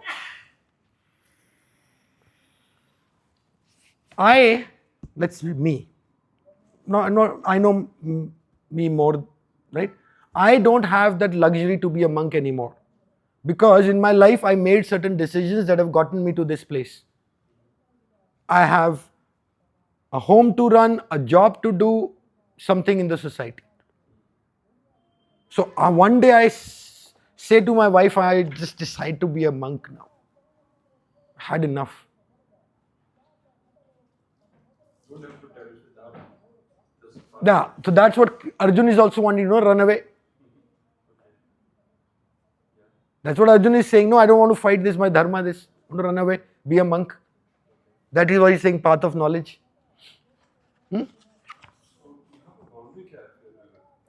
इसको रखते हैं एक बार, बात में आते हैं. I just want to finish the thing. हाँ? ये important question है, 4 बार आया.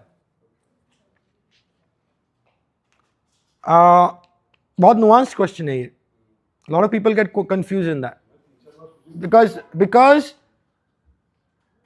the call of running away is so strong. We had a football ground discussion day 1 or day 2. The call of running away is so strong that in our moment of despair, we just want to succumb to it.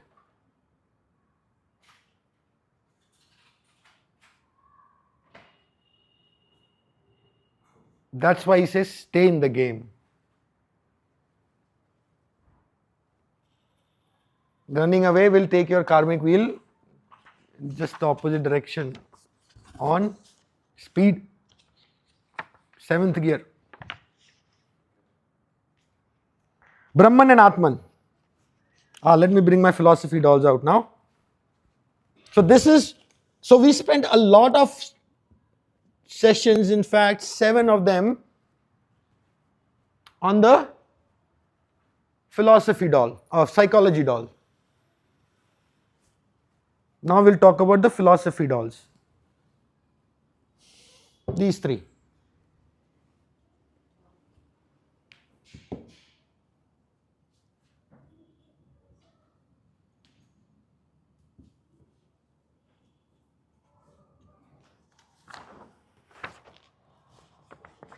Brahman. So there are these 2 dolls, ultimate reality in Hinduism it is called, Brahman and Atman, both Om, one inside us, the cosmic reality. But are there 2 realities? No trick question here, you know the answer. There's only one. Appearing is many because of Maya that will come to soon.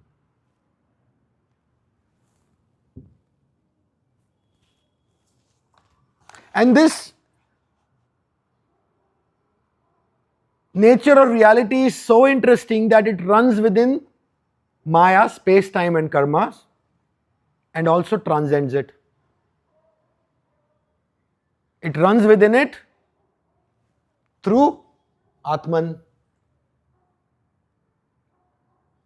It transcends it through Brahman, but ultimately comes together in circle. Because we don't see the circle, that's why we run circles.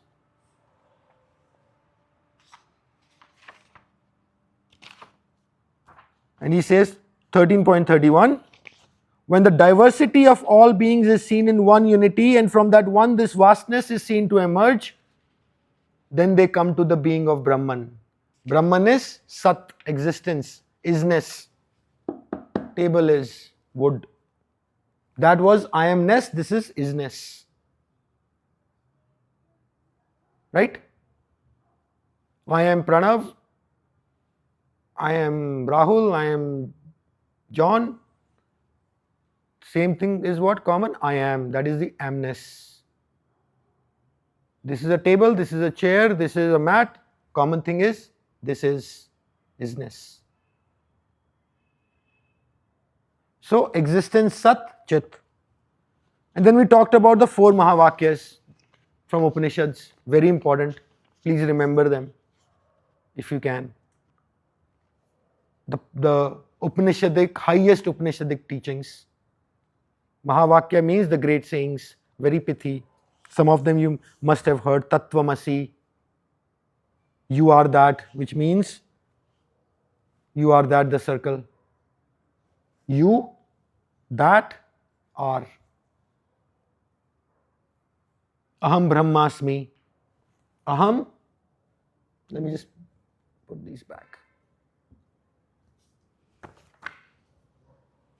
Aham Brahmasmi. Third Mahavakya is Prajnanam Brahma. Consciousness is Brahman. Identity. Fourth one is I am Atma Brahm. This consciousness is Brahman. From 4 different Upanishads, all of them in 4 different Vedas. 8.1 starts with chapter 8, Arjuna is asking, who is that Brahman? That Tat. Who is Tattvamasi? Who is that Brahman? Tat. Krishna says, very casually, Brahman is the imperishable, the supreme. Now go figure it out.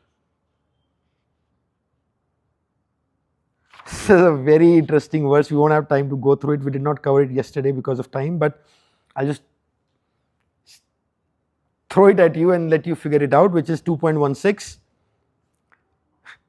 The language is full of contradictions here, but not really. The not real does not exist. Real means these are the two ultimate reality dolls. Reality means something that doesn't change. What changes is Maya. The world outside and the world inside. What changes is Maya. What doesn't change is the real. So he says, the not real does not exist. The real does not exist. I'll just leave it like that. You'll figure it out. Let me repeat it. The not real does not exist. Something that does not have any reality does not exist. The real does not exist. Yeah, but that's the language he uses. It's a language of contradictions a lot in Bhagavad Gita. I'm inside and I'm outside. I'm divisible, but I'm indivisible. I'm near yet I'm so far. And with these dolls, it's easy to understand that language. And then he says, ultimately Brahman is Sat, the knowledge, the truth. And he says, that is moksha, freedom. But moksha what? I like to say moksha now. What is moksha now? Breaking that pattern. Going through these three dolls and finding this doll. When we are not bound by what holds us back. We live fully in the world. We see within us the whole world and the whole world within us. That's what he says. Our problems happen because we see the duality difference. My child and their child. My money and their money.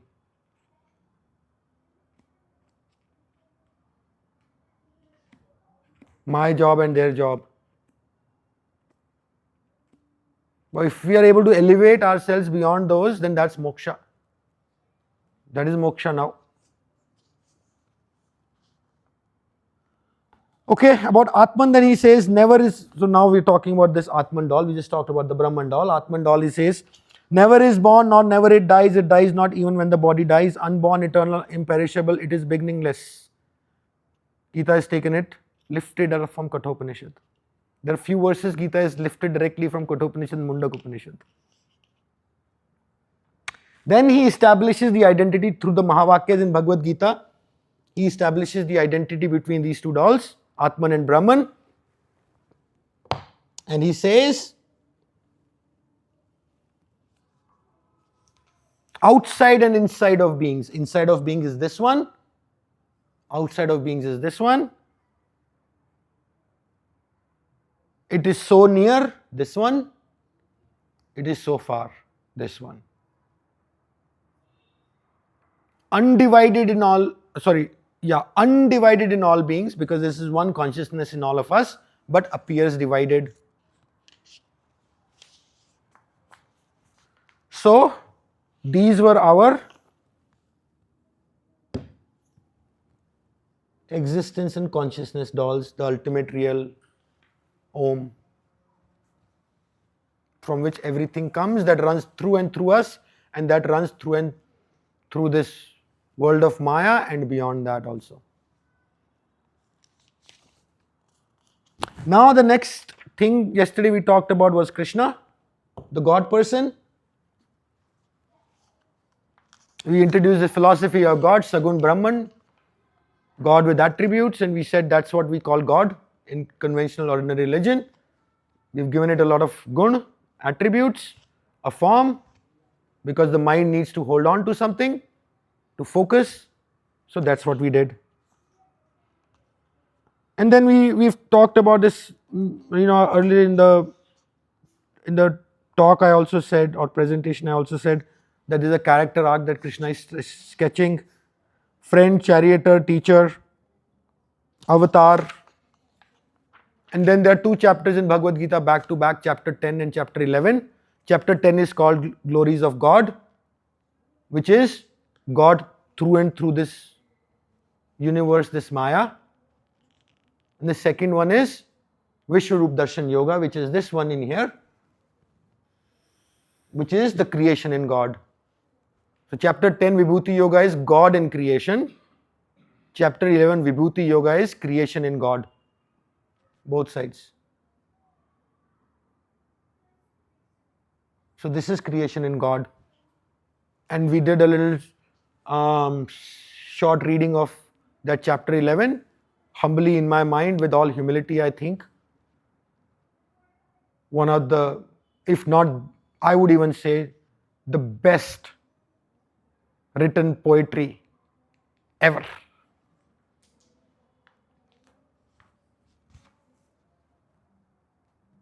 Easy language. If you have the time, I think I included in my handbook some of the verses. And then we talked about Maya yesterday, the last thing.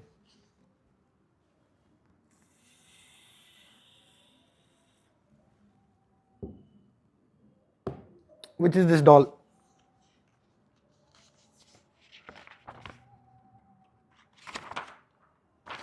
Where does Maya come from?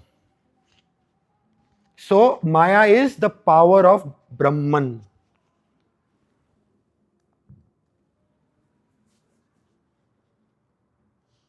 And what is this power? We said veiling power and projection power.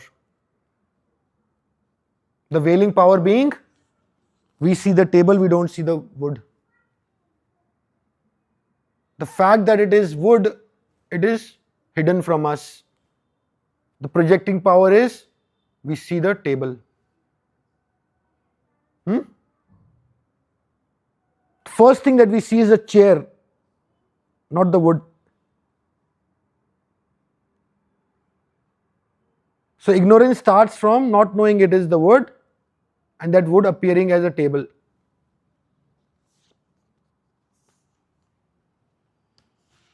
And then we talked about this glorious verses 15.1 to 15.6, the tree of Maya. And he says, it is the people tree, the Ashwath tree. But it's a strange kind of tree. It's got roots up and it's got roots down. It comes from Brahman through Vishnu, Ishvara. Ishvara is the veiling power. And then Ishvara then projects this Maya of the world.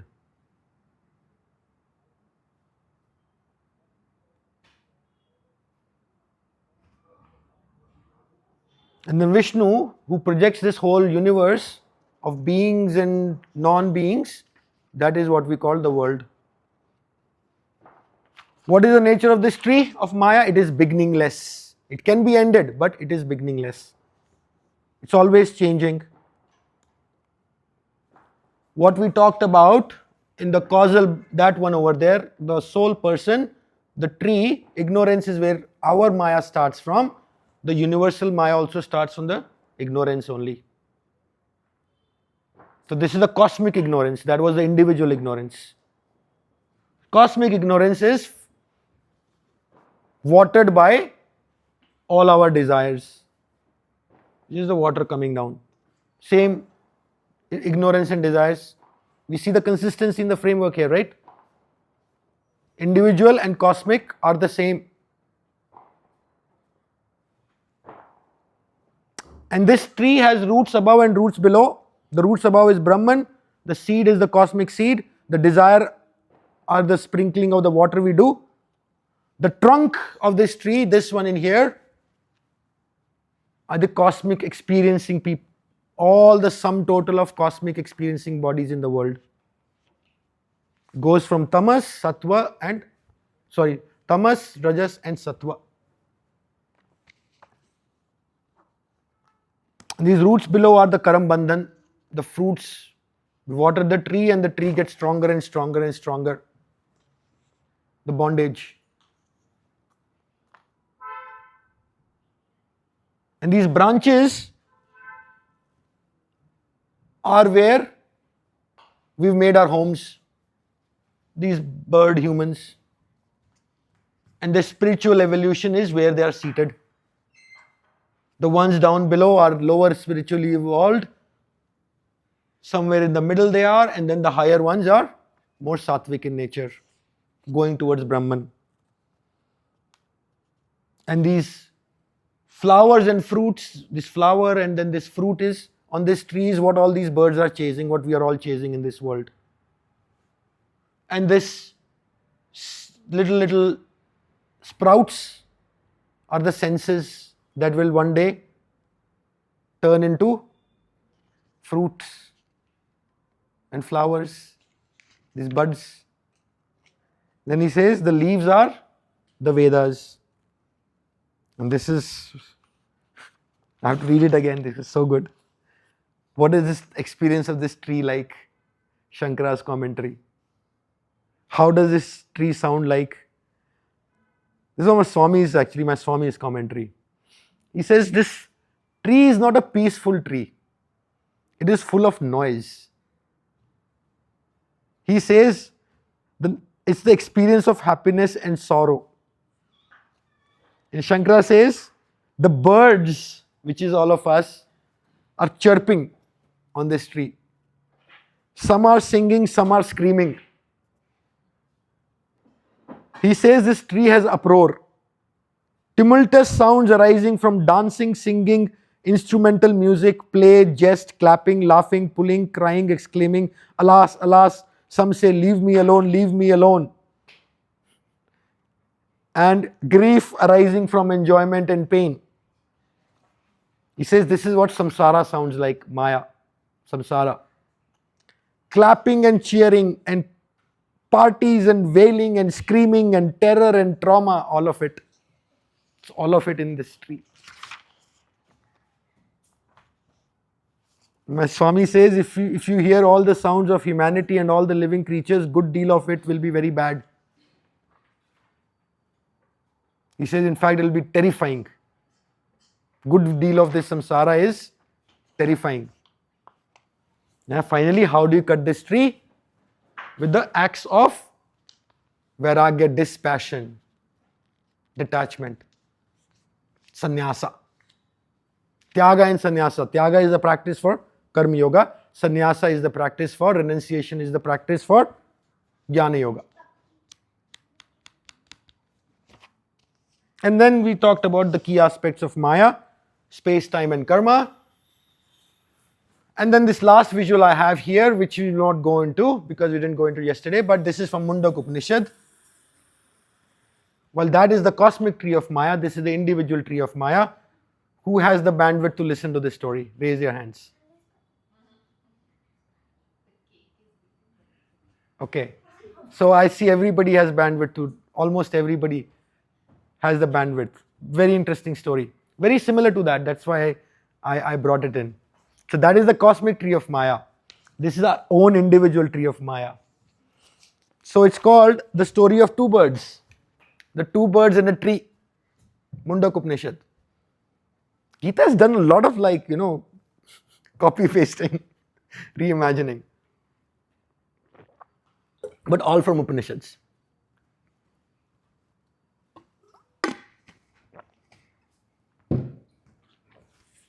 This is also a people tree. On this tree there are two birds sitting. One is higher and the other one is lower. Actually, this is a good story to end our session. It'll bring that closure. So there are two birds sitting on this tree, and this tree has these leaves and it has got these fruits just like that cosmic tree of Maya, and this is us, me, let's say, sitting on this tree, jumping around, biting these fruits, wanting these fruits. Sometimes good fruit comes, I'm very happy. Sometimes bad fruit comes, I'm very sad. Sometimes a string of good fruit comes and I'm like overjoyed. Sometimes a string of bad fruits come in, I'm dejected. Life is so hard, life is so hard. And time to time this bird is jumping around on these lower plane, chasing these fruits, and then it has a run of bad fruits and gets tired. What is this drama now? Then he looks up. He sees the other bird. Looks exactly like it, but not quite. This bird is not doing anything. It's sitting quietly, watching. Watching who? This bird. Well, this bird is jumping around, this bird is sitting still, watching this one.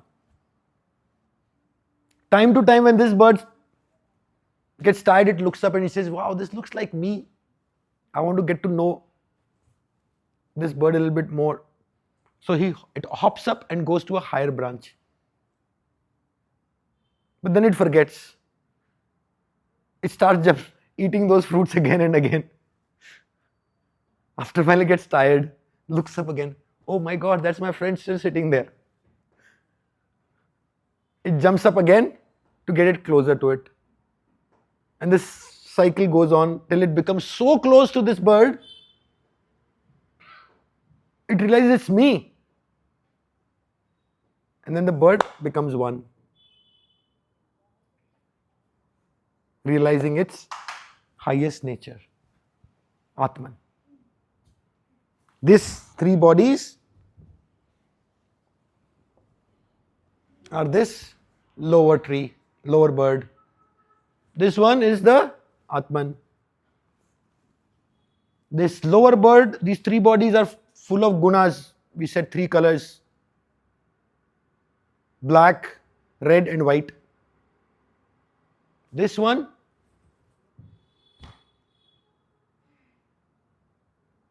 orange, saffron.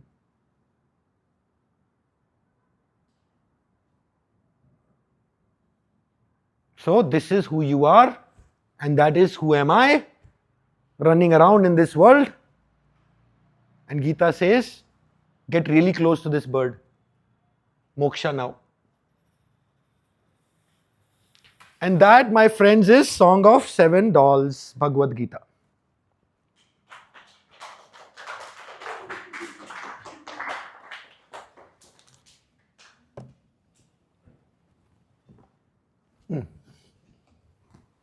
How much time is it right now, Sanju? 9, Past 9. Oh my God, brave hearts. So what, 2 hours in?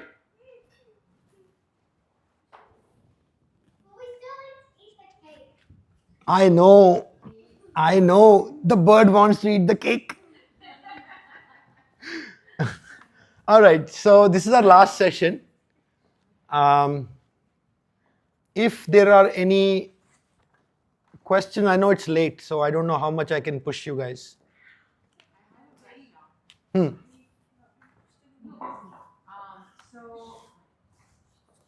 you said it's bliss when it's all circle. When it's all circle, it's a bliss. Sattva. Circle. Circle. Circle. Ha. dolls in circle. Ha. And you said the whole thing is bliss. The whole thing is Ananda. Ananda. Yes, bliss. Why is Ananda? Why is bliss? Bliss because our conflicts seem to be on the surface level with the world outside. There are conflicts we have inside also, and then the conflicts we have with the world outside, isn't it? But if there is no conflict, it's all the outside and inside is in harmony, in alignment. That is joy. That is bliss. When we don't have that alignment, that's where friction is. Friction starts from the jiva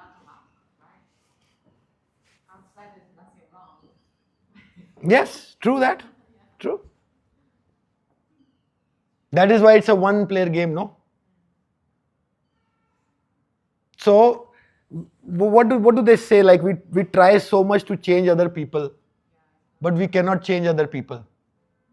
We can only change ourselves. Yes. So that is a very good point. So you were asking why this circle is Ananda. This is the one that is struggling.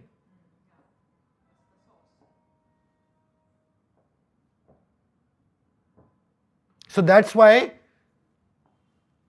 getting to know what this nature of struggle is and why and that worksheet thing that we were talking about yesterday or 2 days back is important. Because this is not something that we can directly experience. We can only infer based on our repeated patterns. That's why working with it so hard. Okay, more questions if any. I want to understand why is Gita written so complicated, way more contradiction? Like, what is your opinion on thought process? Because you have read it like 4 5 years.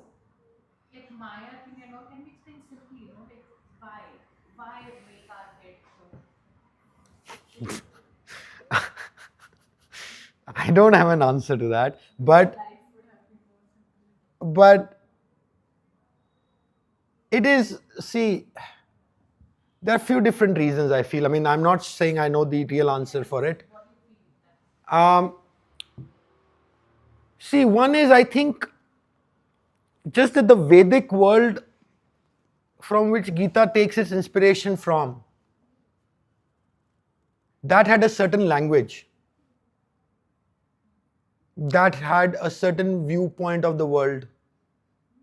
All these words, Purusha, Prakriti, Gun, Karm, Swabhav,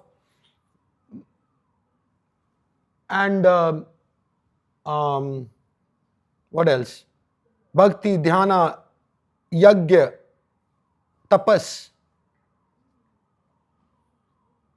What we are trying to do in these sessions, reimagining them in a contemporary setting. Because this is the time now, Gita's worldview is many, many thousands of years ago.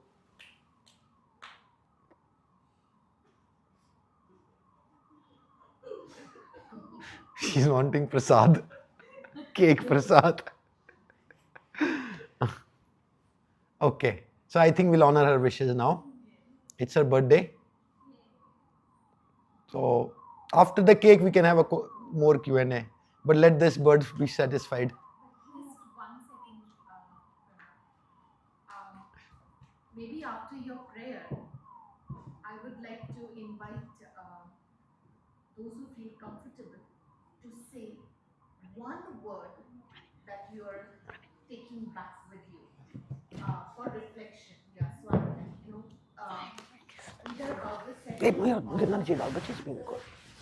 just see where that Bhagavad lands, if it's okay. And of course, everyone will get cake. So The cake comes first or the reflection comes first? cake comes first. I can say that. Then reflection will not come. I will. Do you want to close it with the prayer? Yeah. Meera, रुको, अभी नहीं बचे. Then let's do the prayer. Come, you sit with me.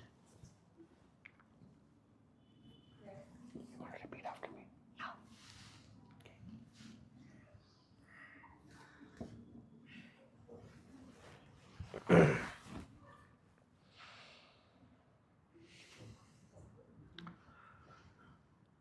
Om Shanti Shanti Shanti.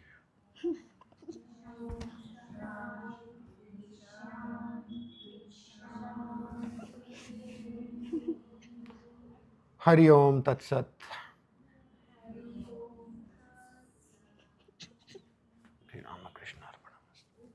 Okay, thank you very much. Even when we laugh. Is it okay for the cake? Why isn't it? And the cake is excellent.